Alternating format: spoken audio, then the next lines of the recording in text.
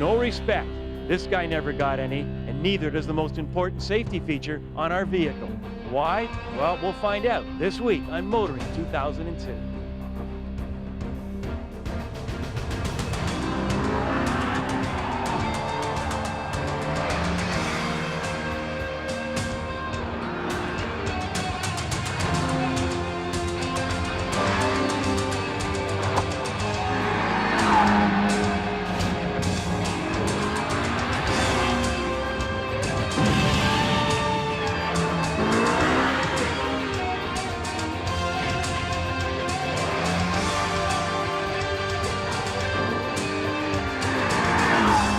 TSN's Motoring 2002 is brought to you by Quaker State Motor Oils, formulated for the vehicles you drive and the way you drive them. And Midas. Keep a good thing going. Go Midas. You know, thanks to the internet and hopefully programs like this, consumers today have a lot more knowledge about their vehicles than ever before. And when they head to the showroom, they usually have a long list of questions for the salesperson.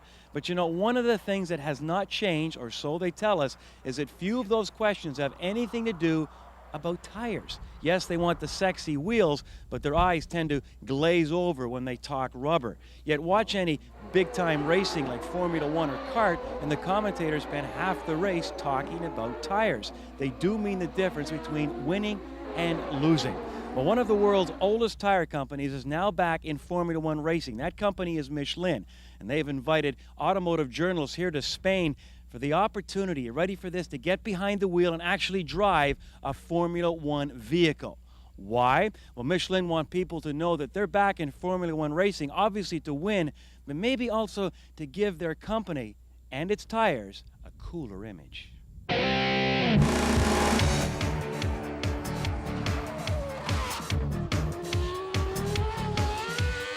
Well, Michelin, this is the second time back into F1 racing. We radialized F1 back in the 80s and dominated, and then we had left F1 racing. Today it's a new ball game. We're back in to attract a younger consumer and to promote our high-performance tires.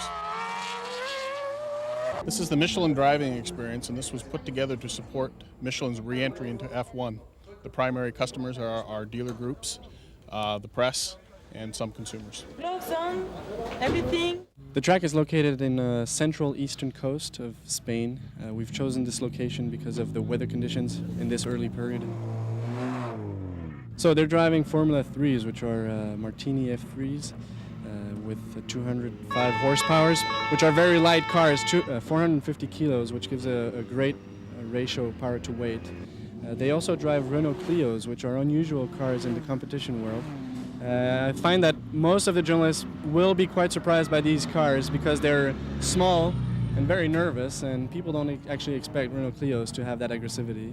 And then we do have we have several Formula Ones. All of them are A18s from '97 with 650 horsepower as well, except they're only 550 kilo, so the weight to power ratio is extreme on these cars. Formula One racing, being the ultimate racing series for cars in the world, is really a living laboratory for us. We're able to test a lot of advanced technologies that eventually make themselves back into everyday tires. And what we're interested with F1 and high-performance tires is moving into the younger demographic. I can't believe that Michelin has an image problem. I mean, I think that the world recognized as one of the best, if not the best tire company in the world. The one thing that might be a benefit here is they might be seen as a little too staid and conservative, like family sedan type tires for the younger buyers. And this might help them.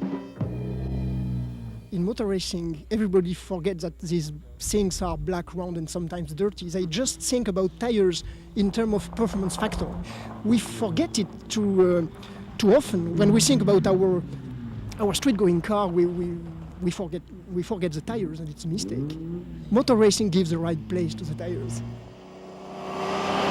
Of course, people overlook their tires all the time, and you know that there's this tiny little patch about the size of your hand on four corners, which gives you all the adhesion that you get with the roads. So if you don't have good tires, well, naturally you're going to have poor performance. And there's a lot of statistics out there that like 85% of the drivers in North America are driving on underinflated tires, which is terrible for fuel economy, lousy handling. I mean, you wouldn't see a race car driver. These cars that we're driving in this Formula One experience thing, they don't underinflate these tires, believe me. People have to think that all the forces which are involved to make the car stop, turn or accelerate go through the tires. So everybody rely on the mu factor, the adherence factor of a tire. So it's of course over important, but it's so easy to forget it. Yes, it is a challenge, and the F1 in this program certainly helps us.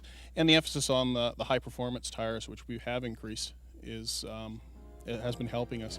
As well, in North America now, we have a new creative that we're using on television. There's 3 creatives, and it's the use of the Bendham, or the Michelin Man. So he's seen in a much different light. The Michelin Man's becoming hip.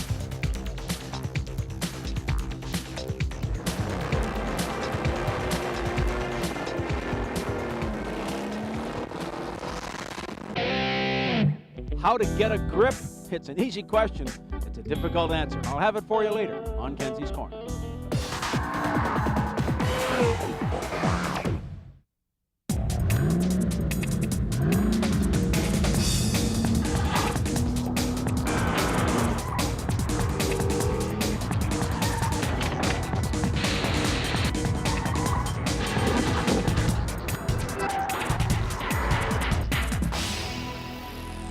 You know, I fell in love with it after watching the Italian Job, and thousands of others fell in love with it as Mr. Bean's irascible set of wheels. This week on Test Drive, we take a look at the reincarnation of an icon. This is the all-new Mini Cooper. One look at the new Mini is enough to melt even the most frozen of hearts, the look being instantly recognisable by anybody that clapped eyes on Alekis Agonis's original. It is faithful in its replication, yet a very different car at the same time.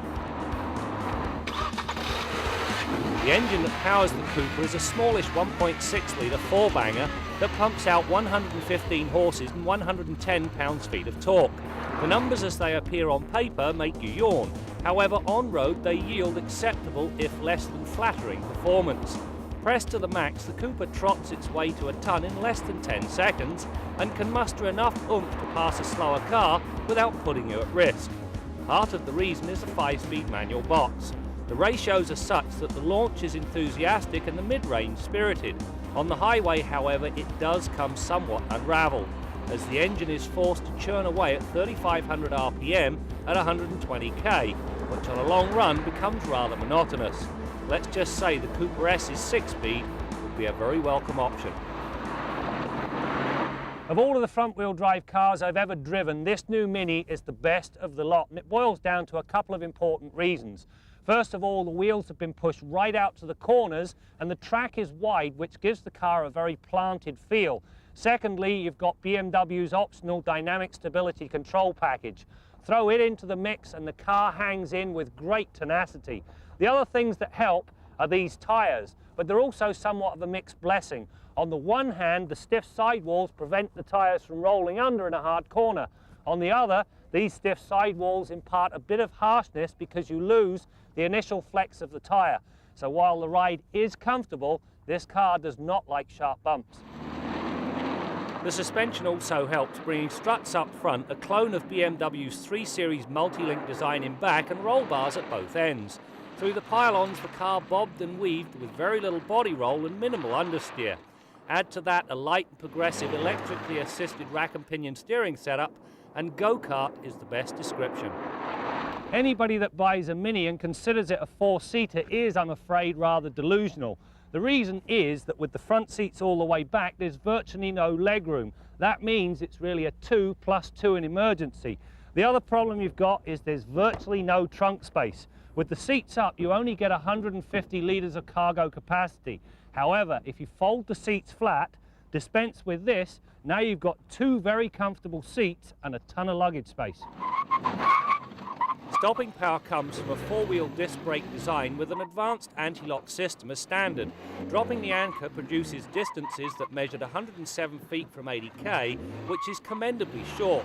The ABS also sees other duty, forming part of the traction control and dynamic stability control systems, as well as the tyre pressure monitoring system. Simply, the system measures wheel speed. Should the tyre pressure drop, the diameter of the tyre changes, which forces a change in speed. It then warns the driver.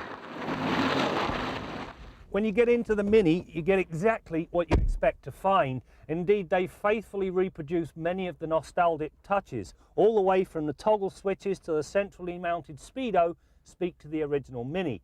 Indeed, everything you want is here. However, there is a problem, and it comes in the fact that you've either got to stick with the base cloth seats or pay the extra dough and go with the real leather seats, because it doesn't matter how you dress it up, vinyl is vinyl, and on a hot day, they're as sticky as they ever were. The optional leather-wrapped steering wheel places the cruise functions on the front and redundant radio controls on the back. Now, the latter is almost a must because of the impossibly small volume knob for the radio.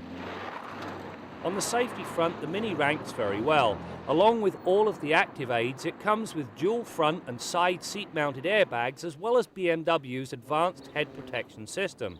This thing deploys in the form of an elongated sausage, something designed to prevent the occupant's head from crashing into the side of the car in the event of a side impact.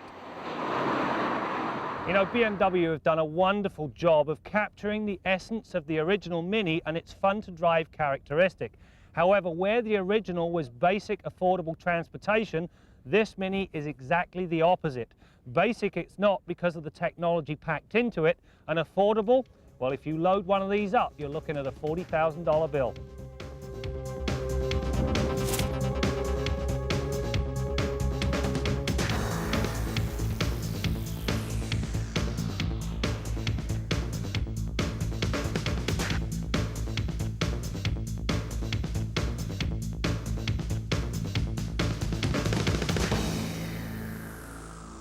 Our Midas tip of the week concerns changing the fluid in your vehicle's automatic transmission.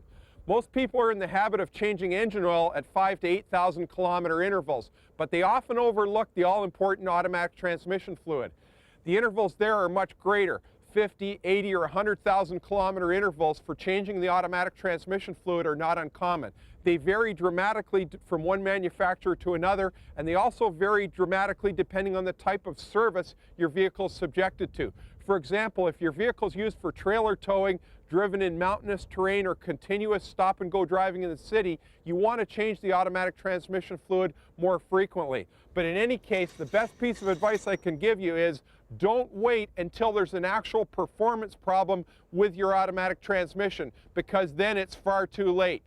You want to change that fluid on a regular basis based on the information contained in your owner's manual and the type of driving you do. It usually involves a service kit like this one, where you replace the filter inside the transmission, the pan gasket, clean out the pan and the magnet inside the pan, and replace all the fluid.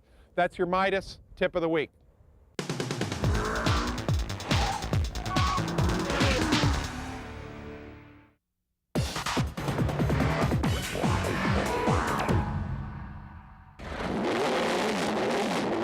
Those chassis of the Formula Ones have been used by either Pedro Diniz, Damon Hill, or Mika Salo back in the years when they were still on the tracks. And so it's a true Formula One with all the Formula One ingredients that you find today. We have them on the cars. First thing is for them to really enjoy the ride, and we do have to ensure that everything is safe. We tell them to enjoy the ride. That means really enjoy accelerations, braking, and also the way that the Formula One handles the road. It's a one time in life opportunity to drive a Formula One, and it is really the best acceleration you will find on the car. Well, I've been thinking about driving this Formula One car for about 2 weeks. In fact, I didn't sleep at all last night. Well, a couple of hours, but not nearly enough for what I wanted to be completely relaxed for today. And we've had all sorts of trepidation here. It's rained. We didn't think we were going to get in the car.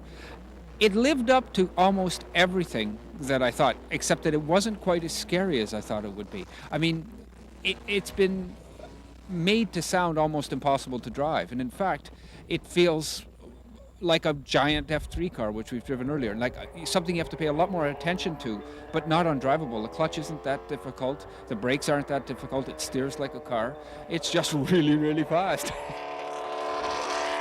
How many people are going to say they've driven a Formula One car? I mean, the numbers are extremely few. I'm going to lord it over absolutely everybody, every journalist I can, every person I can. I'm saving the pictures. I'm sending emails. People are going to feel humbled for sure. As I mentioned earlier, Michelin is supplying 6 teams on the Formula One circuit with tires. Now, I'll let you do the math, but they tell me that each driver will receive approximately 3,000 tires for the season. That includes testing and 17 races. That's a lot of rubber. All right, now let's head to the Quaker State Garage and join Bill Gardner. Brad, those Formula One guys ought to be ashamed of themselves for ripping through tires at that rate. I'll tell you, I could teach them a thing or two about making tires last. I'll tell you, the Michelins that are on my pickup truck, well, they were on my last pickup for 50,000 K. They've been on this one for almost 50,000 K, and they're only about half worn right now. So I can make tires last a long time because I'm such a skinflint. I never run them underinflated, and I literally tiptoe around corners so they'll last. Now, when it comes to making other parts in your vehicle last, we have an email here from a viewer, and there's a couple of good tips that are going to come out of this answer relating to making electrical components on your vehicle last. The question comes from Steve Akelistos, one of our viewers in Montreal, and he says, my question concerns the battery. What would happen if you disconnect the battery cable or cables from the battery while the engine is running? Well, Steve, this is an absolute no-no.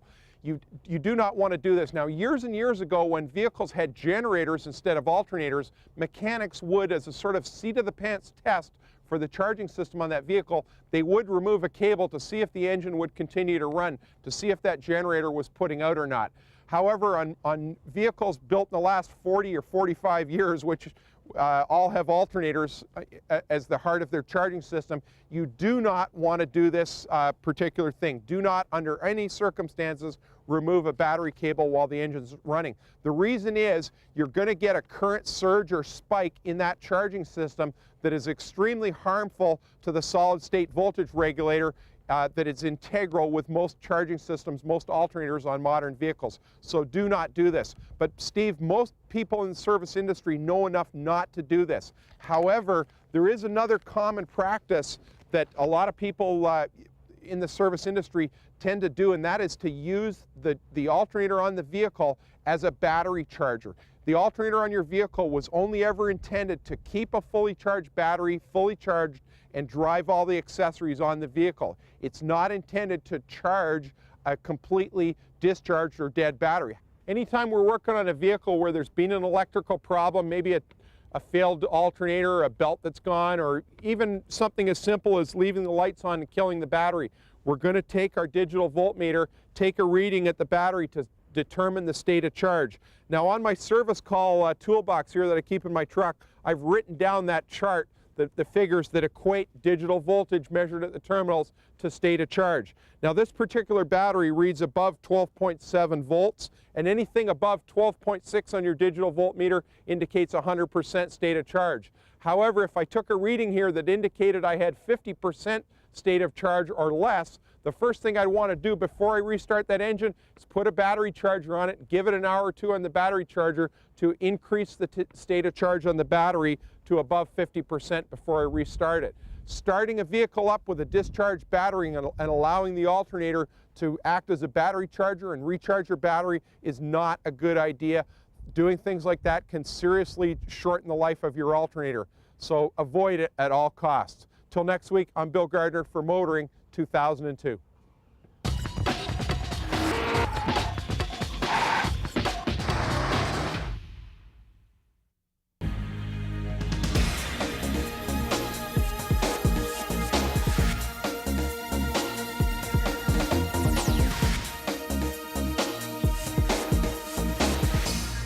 Back when I was a kid, and yes, they did have cars back then, the Pirelli Tire Company ran a full-page magazine ad that had 4 pieces of tire tread in it. That was all.